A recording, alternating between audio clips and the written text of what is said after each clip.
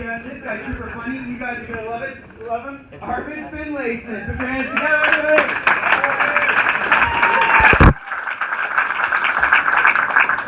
How's it going, guys?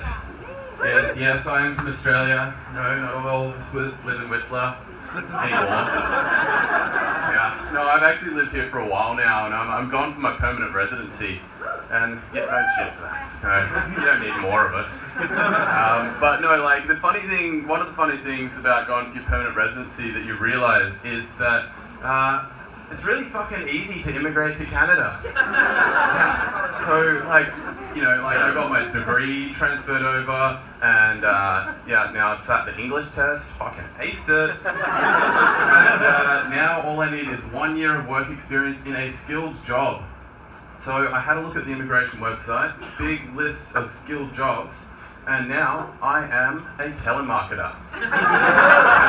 That's something the Canadian government thinks that you need more of. It's not actually a joke, but it does kind of make sense when you think about it, because Canadians are kind of the only people that are too polite to call people while they're busy.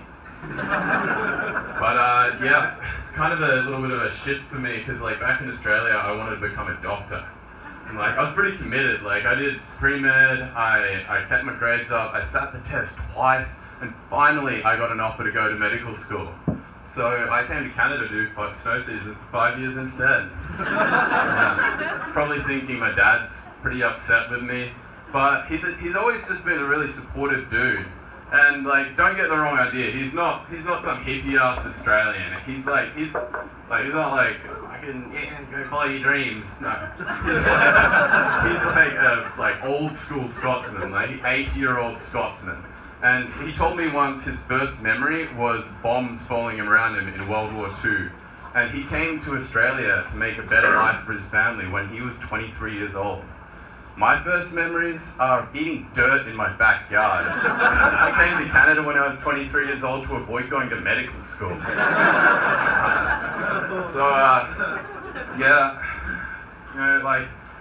The thing is with my dad, I'm like the last of his 10 kids, so I'm starting to think that maybe he's not supportive, he's just given up. Like, you give someone like 3, 4, maybe 5 kids, but like, when you had your first when you're 21 and your last when you're 50, like, number 10's just a countdown to freedom. So, what I've done is I've come up with a test for his love. That's a healthy thing to do, right, guys? What I'm going to do is I'll tell him, Dad, I found someone, they're really important to me, and it's getting serious. And he'll be like, well, what's their name? I'll be like, well, not a she. Z is non-binary. Like, non-binary, you fucking a computer. No, Dad, like non-binary, it's like, oh, non-binary, a quantum computer. Well, it does explain the time you got your cock stuck in the fax machine. No, Dad, like not a man or a... Look, Harvey, I don't mind whether you're fucking a male computer or a female computer, so long as it's white. Oh, I'm kidding. He'd never say that. He's a very progressive guy for his age.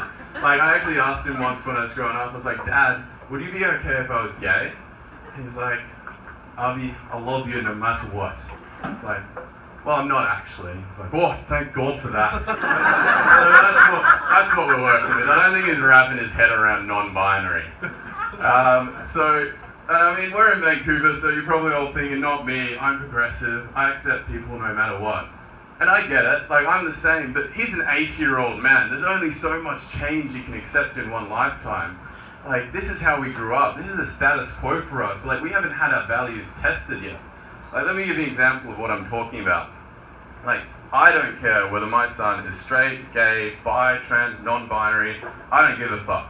But if that little shit comes into my house dating one of those artificial intelligence love robots, he has got another thing coming. They are not real people and they are not welcome in my house. Yeah. So I want to be a doctor. Yeah. It's kind of sad because now I'm like a telemarketer and an amateur comedian. Yeah. I used to want to save lives. So all I've done for the past 5 years is work in customer service. Now I want to take lives. That's all I got. Enjoy the show. You're an awesome crowd, guys.